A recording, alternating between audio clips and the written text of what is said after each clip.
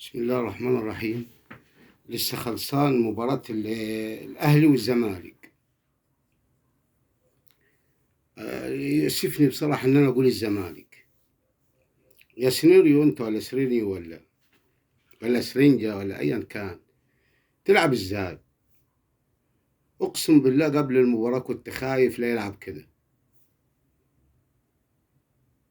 مدحت عبد الهادي والجهاز الفني دول حسب الله ونعم الوكيل فيكم. مش معقول يعني كنتوا مش عارفين الأهلي، الفرق بين الأهلي والمحلة وأسوان، وما قلتوش للراجل أو ما فهمتوش الراجل إن أسوان غير الاسماعيلي غير انبي غير الاهلي، او الاهلي مختلف. اتكلم على الديفندرات. الديفندر ايه فتوح؟ تحط الديفندر فتوح ازاي فتوح اخره باك ليفت كشف الملعب، مهاري، بيتصرف في الكرة صح، لان بيبقى واحد لواحد. انما فتوح لا، انت في التدريب شايف فتوح بيدافع، بيحط رجله، بيرمي نفسه، بيعمل زحلقة. لازم ديفندرين، والديفندرين يكونوا يعني طبيعة الديفندر شرس، لان الديفندر بيلم من تحت المهاري اللي قدام من راس الحربة للهاف ليفت للهاف رايت، بيلم كل ده. بيلم بتعطيل الهجمة، بيلم بتعطيل الهجمة فاول، بيحلق على الكرة يكون زمايله رجعوا. ادي الديفندر. الاهلي بيلعب باتنين وتلاتة الاهلي. انما ازاي انت مدرب زي كده وما اتفرجتش على الاهلي؟ ما عرفتش الاهلي بيلعب ازاي بتلعب من غير ديفندرين؟ مش حتى هقول لك واحد، ده انت مش بتلعب.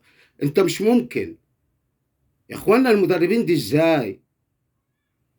المسلوسي ده ومحمد عبد الغني بتلعب بيهم ازاي؟ ورؤى يا اخوانا، دي لعيب درجة تانية ممتاز به. اقسم بالله لعيب درجة تانية، حتى مش هيروح اي فرقة في الدوري المصري هياخده. مش يعني ما عندهمش بص لدفندرات الاهلي وبص لدفندرات يا اخي، ده انا فقدت تركيزي وبطلت اتفرج على الزمالك، وانا قسما بالله ما هتفرج عليه تاني. يخرب بيوتكم. انتوا مش شايفين اللعيبة دي؟ مش شايفين ان اللعيبة دي انها مش لعيبة كورة؟ فين النخوة يا أخي؟ ده أنت حتى بيتك نفسه ما يحترمكش، أنت مش تحترم نفسك. ده أنت طول المباراة ما شفتش زحلقة، ما شفتش فرملة، ما شفتش إهانة تهين نفسك كلاعب في الملعب. إيه ده؟ دي لعيبة بيلعبوا في نص الملعب يا إخوانا، وأقسم بالله لو تقسيمة بينهم ما بين بعض ما يحصل كده. بس ده خطأ من الجهاز الفني عامة كله. ازاي المدرب عايز يلعب كده؟ انت فين يا مدحت عبد الهادي والجهاز الفني محمد عبد الغني ده اسمه ايه مجيد ولا ما عارف، والله ما عارف اسمك ايه احمد مين، لانك وانت لاعب كوره ما كنتش بتفرج عليك، لانك برضه ما كانش عندك روح ولا نخوه ولا اي حاجه. فانا ناسي اسمك. الناس اللي زي دي انا بنسى اساميها. سيد عبد الحفيظ بيتحط ليه؟ سيد عبد الحفيظ المدرب لما جه ما كانش برضه نفس الوضع كده، عارف الاهلي بيلعب ازاي، الاهلي ماشي ازاي. سيد عبد الحفيظ يا اخوانا هو اللي بيفرض عن كل حاجه. الاهلي مش تلميذ انه يحط واحد زي سيد عبد الحفيظ بيفوق اي مدير فني اجنبي جاي. اللعيبه دي ايه؟ اللعيبه دي انتوا بتحترموا نفسكم بينكم وبين بعض، بيبقى في احترام. ده انت محمد عبد الغني ده مش ممكن، لا مش ممكن. هل ده نصيب ان الناس دي توصل لانها تلعب في الزمالك وتاخد 10 مليون و15 مليون و20 مليون؟ والله قسما بالله لو بنات لا هتبقى افضل. لا لو فريق سيدات هيبقى افضل. مفيش لاعب يحط رجله، مفيش لاعب يرمي نفسه. ايه ده؟ ده انت لما نزلت عمرو السيسي برضه، انا وجهة نظري ان هو ديفندر لازم يلعب مشاكس. انت شفت في العشر دقائق قبل الاصابه شفت بيشاكس ازاي، هو الديفندر كده. ما هو بيلم يعني انت لاعب زيزو، ومين هيلم من تحت زيزو؟ وبعدين نيمار، نيمار حطه ازاي؟ نيمار لسه عليه، اشتغل عليه انت كمدرب. نيمار ما يعرفش يدافع خالص. بص رجليه الاتنين تحس انها مش فاهم رايحه فين وجايه من فين، لدرجه ان هو لو انت مترين قدام منه بيروح لك يخبط فيك، وتبقى هجمه مرتده وهو لسه ما فكرش يتمشى. يا عم سينيريو انت بتتمرن ايه؟ اللعيبه دي مش فاهمها، اللعيبه دي مش عارفها في التمرين. ما فرجوكش عن الاهلي بيعمل ايه في الماتشات. ده انت كنت تلعب قصاد الاهلي بثلاثه ديفندر. ده انت مش بتلعب خالص بديفندرات. معقول الناس دي. انا بصراحه انا مش قادر استوعب. انا اقسم بالله ما هتفرج تاني على الزمالك، واي واحد زملكاوي هيتفرج على الزمالك يبقى ما عنديش دم. ده اما قبل مباراه الاهلي ما فيش غير العمال اللي مع الزمالك حاليا اللي بيشجع الزمالك، ومش هتلاقي العمال، خلاص موضوع منتهي. انما العيال اللي بتروح دي فاضيه، العيال اللي بتروح تتفرج عليهم دي عيال فاضيه، ما وراش حاجه، 17 20 سنه، لا فاهمه ولا داركه ولا عارفه ايه اللي بيحصل باللعيبه. ده الاهلي اتحط جون ضربه جزاء، اللعيبه هتتجنن، اللعيبه شدت مع بعض. انتوا طيب ما يعني في ادي نخوه، وادي ما فيش. انتوا فين الرجوله وفين النخوه؟ الا انا فنيات كنت عايز اتكلم، لان كنت هتكلم كده، كنت خايف ليه يلعب كده قبل المباراه، بس هي الظروف اللي بتمنعني ان انا اتكلم، ان انا اطلع يعني واتكلم في فيديو. ولا ايه يا عم؟ إيه ده انت ما فيش مباراه نعرف نحللها لك؟ الزمالك انتوا بتقولوا ايه للاعيبه اللي بتجيبوها كاداره يا اخوانا؟ بتقولوا لهم انتوا جايين نادي ايه وبيلعب ايه؟ انا مش مستوعب، مش قادر والله، ما قادر اتكلم ولا عارف اتكلم نهائي. لاني انا لما اجي عند الزمالك عشان احلل بفقد تركيز خالص. ايه اللعب، ايه المسلوسي ده يا راجل؟ يا راجل ده انت مدير فني يا راجل، شايف ده لعيب؟ ده لعيب كوره. محمد عبد الغني، هل اللعيبه دي بتنادولها في التمرين يا دودي ويا مش عارف يا أصالة، يا بتنادوا اللعيبه دي باسمائها؟ ما اعتقدش، ما اعتقدش انكم بتنادوا بالاسماء دي. ايه ده؟ شوف مروان عطية لما جاء الاهلي بيعمل ايه. شوف لعيبه الاهلي بتهين بعض نفسها ازاي على الكوره. انت بتلعب احمد فتوح ديفندر. احمد فتوح جسمه كله 40 كيلو، يعني حتى لو عدى واحد في نص الملعب بيلاقي التاني على طول اخذ الكرة عملها هجمة مرتدة وراحت عليك بهدف. ده انت بص لعيبة الزمالك ما استخلصوش كورة، ما فيش ضغط، فيش يحسس لك ان اللعيبة دي عندها نخوة رجولة ولا ما فيش. ما كانش الاهلي يفقد الكورة بنفسه ما بياخدهاش ال 45 دقيقة الشوط الاول خالص. ما فيش ضغط. ده انتوا حتى الاهلي، ده انتوا ما عملتوش فاول الاهلي ياخده. اللعيبه دي بتاخد بعض عند الكورنر، اللي عايز ينفض فلنة، اللي يقول لي الفلنة دي فيها ايه، الشورت ده وسخ ولا ايه. مش ممكن.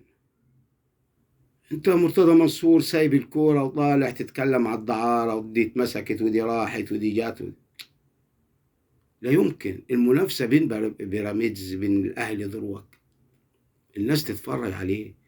انما زمالك ايه يا اخي؟ ده انت بيتك ما بيحترمكش، ولا انت بتحترم نفسك. مفيش لاعب يضغط، مفيش لاعب يحط رجلي، ما في. اعمل فاول يا سيدي، حتى الفاول مش قادر تعمله، عطل اللعب. انما تبص لجريتهم كده، لو انت حسيت انها دي جاريه فيها رجوله او جريت رجوله، قول لي تقول مش ممكن. اقسم بالله بيطلع الطقم بتاع الزمالك كانك جايب لسه من المغسله. يا اخي غوروا يا اخي، و10 مليون و15 مليون. انا ما عارفش بصراحه، هو ده نصيب ان الناس دي توصل للمكانه دي ولا ايه؟ ايه ده؟ ايه الناس دي وركبك بتخبط في بعض قدام الاهلي ليه؟ وعندما تجيب جون في المحله اللي يروح للجمهور ويكسر الدنيا والاحتياط يجري عليه ايه ده؟ ايه ده يا راجل ده؟ اي حد بيروح المدرجات بيتفرج على الزمالك غير محترم تماما تماما. النوعية زيكم زي مصر تتفرج على ايه؟ بتروح تهتف لمين؟ هم نفسهم بيضحكوا عليك انك انت بتروح. وبعدين فيه دم برضه ان قناة الزمالك او الزمالك يطلعوا يتكلموا ويقول لك الاهلي ظلم، الاهلي اخذ مباراة ظلم حسب ضربة جزاء. حتى لو هتطلع واكل عيشك، بس مش بالطريقة دي، مش بالطريقة المهينة دي. انت نفسك بتحترم نفسك لما تيجي تتكلم على الاهلي؟ انت نفسك بتكون يعني محترم نفسك؟ ايه ده؟ شوف الاهلي اتحسب لي ايه، شوف الاهلي يا اخي اتنيلوا، اتنيلوا اتكلموا على شوية البنات اللي بيلعبوا دول. ده انتوا كلكم ما تجوش ب100,000.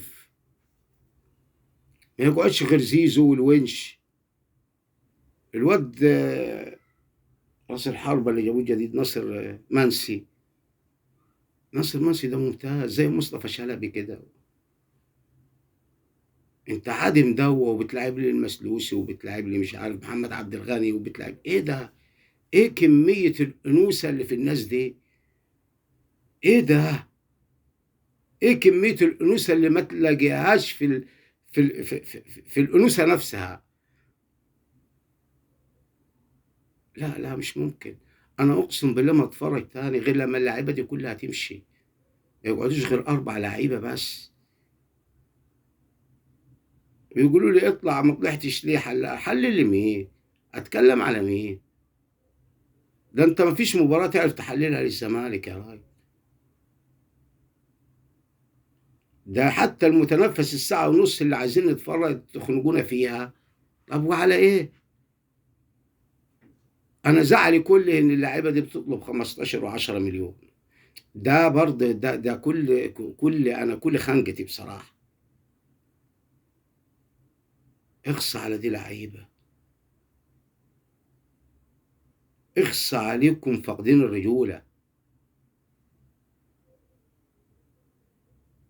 يا راجل ايه ده؟ ايه بص وهم طالعين لي الطقم بتاع الزمالك، اللعيبة دي وهي طالعة، والله تحس انك انت جايب من غسالة وكويه ومديل اللعيبة دي. خايفة لا الشرط يتوسخ الفلنة ايه ده؟ بتنادوا بعض ولا بينادوا بعض في التمرين؟ ايه يا دودي ويا سوسي ويا أصالة ويا حكيمة؟ ايه يا عم ده؟ غوروا يا اخي غوروا. غوروا انتوا اللي اتفرج عليكم حتى. ده اللي اتفرج عليكم أسوأ منكم، أسوأ منكم.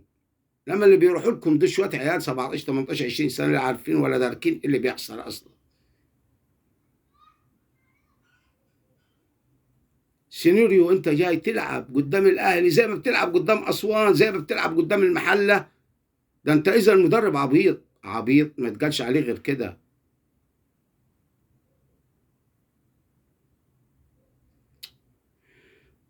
حرقت دمنا اللي يحرق دمكم يا شيخ.